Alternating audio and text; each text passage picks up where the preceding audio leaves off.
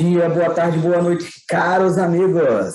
Dando continuidade ao nosso curso de Direito do Consumidor, hoje estudaremos a segunda parte da proteção contratual nas relações de consumo. Proteção contratual, e a gente discute as cláusulas abusivas que são possíveis serem inseridas dentro dos contratos.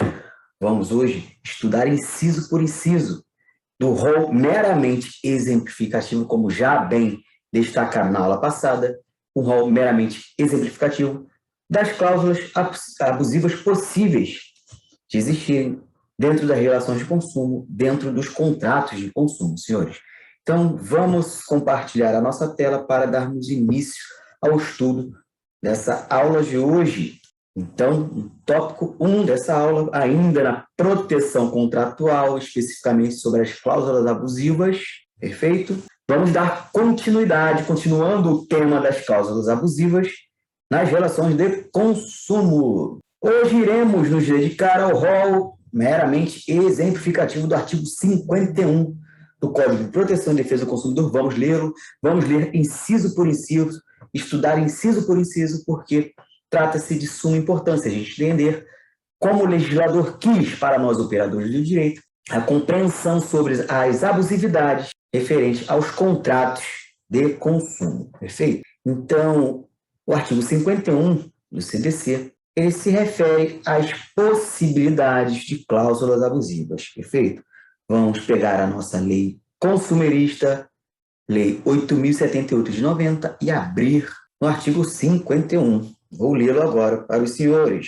Artigo 51. São nulas de pleno direito, entre outras, ou seja, entre outras, esse rol aqui é meramente exemplificativo, sendo possível existirem outras modalidades de cláusulas abusivas. Entre outras, as cláusulas contratuais relativas ao fornecimento de produtos e serviços que, inciso 1º, senhores, primeira cláusula abusiva, primeira possibilidade de cláusula abusiva, que impossibilitem, exonerem ou atenuem a responsabilidade do fornecedor por vício de qualquer natureza dos produtos e serviços ou impliquem renúncia ou disposição de direitos na relação de consumo, senhores. Então, aqui, o fornecedor, muitas das vezes, querendo se beneficiar, talvez, da ignorância, da vulnerabilidade do consumidor, né, que é parte sempre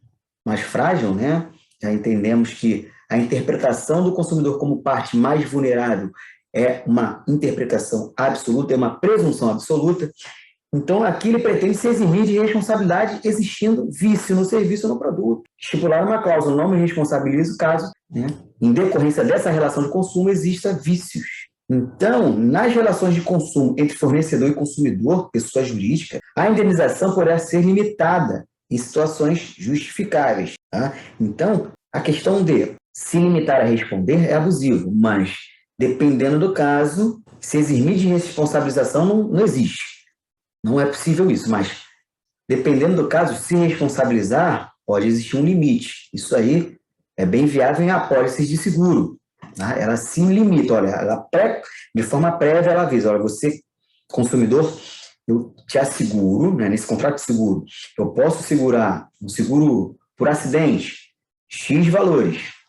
Você aceita? Ou, olha, aqui, por morte, R$100 mil, por acidente de carro, 5 mil. Então, ela deixa um valor prévio, ela pode limitar. Isso não é abusivo. Tá? Agora, se eximir de responsabilidade é abusivo. E um exemplo claro aqui é quando, porventura, você se dirige a um estacionamento e você pega aquela, na etiqueta, né, no ticket do estacionamento, e lá está escrito aquela frase clássica: não nos responsabilizamos por objetos deixados no interior do seu veículo. Né? Então, aqui sim, essa prática é abusiva, porque aqui o fornecedor, dono do estacionamento, que nesse momento tem a plenas, ele certifica que de direitos do consumidor ele não entende nada, até porque não é ele que determina a responsabilidade, sim a lei, e aqui o inciso 1º deixa claro que é abusiva, né? Ele tenta aqui delegar o risco para o consumidor, transferir o risco do empreendimento, que é a teoria adotada pelo Código de Proteção e Defesa do Consumidor. O risco do empreendimento é do fornecedor, que ofere lucro nessa relação.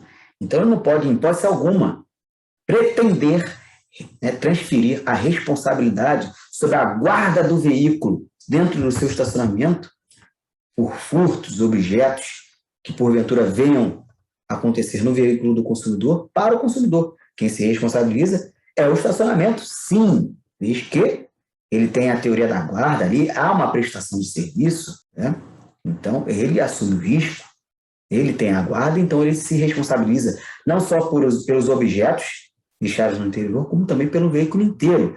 E para tanto vem a súmula 130 do STJ e ratifica, né, esse assunto, súmula 130 do STJ, ela deixa claro que o estacionamento ela se responsabiliza sim, não só pelos objetos deixados no interior, como pelo veículo inteiro, teoria da guarda.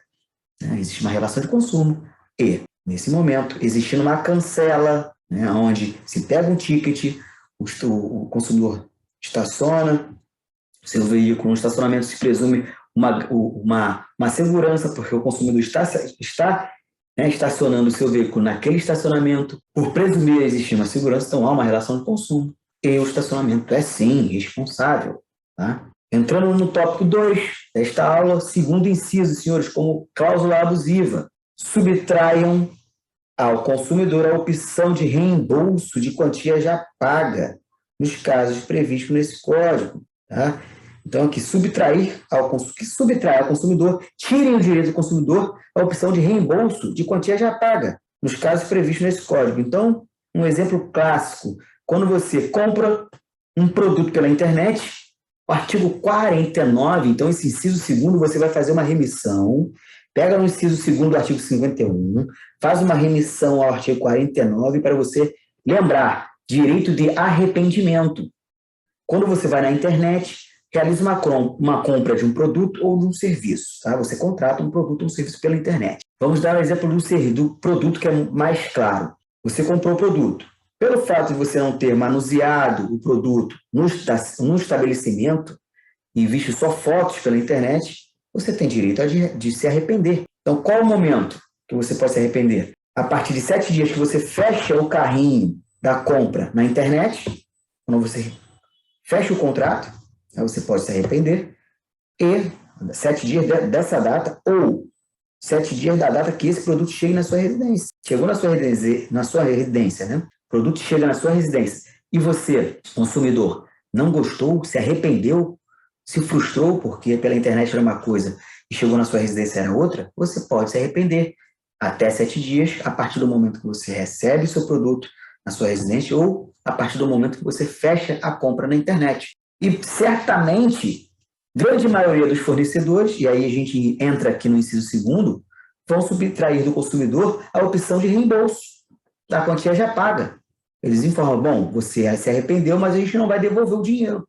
Isso acontece muito. E o consumidor, nesse momento, 80% das vezes, precisa fazer o quê? Judicializar essa questão, para exercer o seu direito. Tá? Do artigo 49, direito de arrependimento, cumulado com artigo 51, inciso 2º, porque aqui trata-se de uma cláusula abusiva. Se o fornecedor determinar que não vai devolver o valor ao consumidor, ele viola 2 dispositivos do Código de Proteção e Defesa do Consumidor. Tá? O inciso 2º, combinado com o artigo 49, que é um exemplo clássico para embasar o que o inciso 2º do artigo 51 ele quer, né? Ele quer passar para nós, operadores do direito. Perfeito? Ficou claro aqui? E por fim, senhores, para a gente finalizar essa aula, porque são muitos incisos, a gente vai estudar inciso por inciso, para não ficar algo muito longo, o inciso 3º, a gente vai finalizar essa aula com o estudo do inciso 3º, ele afirma o seguinte: transfiram responsabilidades a terceiros. Então, aqui é um exemplo clássico, tá? Vou dar 2 exemplos, que um é abusivo e outro é permitido. Você contrata um buffet, tá? Para realizar sua festa. Você contrata um salão, um buffet. Então, na data da festa, né? Essa empresa chega no local da festa, você verifica que a empresa que você contratou não está. E essa empresa que você contratou delegou para a terceira empresa. É abusivo. Né? Você contratou a empresa Y, não a empresa X. Quando você chega no evento, a empresa X está lá para prestar o serviço. Bom, né? Isso é abusivo. Né? Não pode. Agora, vamos dar um exemplo. Né? Um outro exemplo que é permitido. como a gente já estudou, o Código de Proteção e Defesa do Consumidor, ele tipifica quatro naturezas de regime. Regime de responsabilidade civil pelo vício do produto, pelo fato do produto, pelo vício do serviço e pelo fato do serviço. Então, vamos supor que exista um fato no serviço no shopping. Tá? Você tem um acidente de consumo, escorrega dentro do shopping. Então, dentro dessa relação de consumo do shopping, porque o shopping tem o dever, né, de limpar o chão, não deixar escorregadio. Colocaram aquele aviso, aqui está, né, corre esse risco de escorregar, aquela plaquinha. Ele não fazendo isso, ele se responsabiliza. Tá? É uma prestação de serviço dentro do shopping. Então, porventura, você cai dentro do shopping, há ali um fato do serviço defeituoso, pela violação do princípio do direito básico, a informação não te informaram que ela estava, tinha uma pousa, você caiu, ali você se machucou, teve dano estético, dano material pelo hospital, né, para curativo, de engessar a perna, porque quebrou, porventura, e o dano, o constrangimento, obviamente o dano moral. Tá? Fato do serviço. Nesse processo que você vai discutir, se o shopping não quiser ressarcir administrativamente, ele vai fazer o quê? Ele vai denunciar a lide, tá? A seguradora. Então, aqui, ele não está delegando, ele está denunciando. Por quê? Porque existe um contrato de seguro, onde a seguradora aqui, ela responde também, pelo contrato de seguro, pelos danos ocasionados dentro do shopping. Então, isso aqui é permitido. O que não é permitido é literalmente, tá, a terceirização do serviço, ou seja, uma empresa que você não contratou aparecer no seu evento para substituir a outra que não pôde ir. Isso é abusivo. A não ser que você, consumidor, se sinta à vontade de aceitar essa situação. Tá? Mas você não precisa. Não precisa porque o inciso 3º do artigo 51, ele deixa claro que se existir uma cláusula no contrato que permita essa atitude, essa cláusula é abusiva, é nula de pleno direito, ela não tem eficácia no mundo do direito. Ela é nula de pleno direito. Perfeito, senhores? Então, hoje a gente finaliza aqui a nossa aula, tá? Uma aula curta. Vamos estudar inciso por inciso para a gente ficar craque nas cláusulas abusivas possíveis. Vale lembrar que trata-se de um rol meramente exemplificativo. É possível, sim, existirem outras práticas abusivas inseridas no contrato de consumo, né? Nos contratos consumeristas.